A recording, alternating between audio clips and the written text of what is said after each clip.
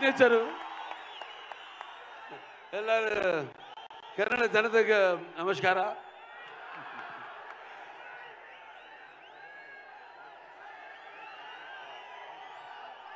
ఇసుకేస్తే రాళ్ళంత జనం నేలైనింద ఆకాశానికి చిల్లు పడిందా అన్నట్టు ఇక్కడికి విచ్చేసి అభిమానపు కట్టలను తెంచుకొని వర్షానికి తడిచిన బురదను కూడా లెక్క చేయకుండా గట్టులను దాటుకుని పడి లేచి ఇక్కడికి విచ్చేసిన మొత్తం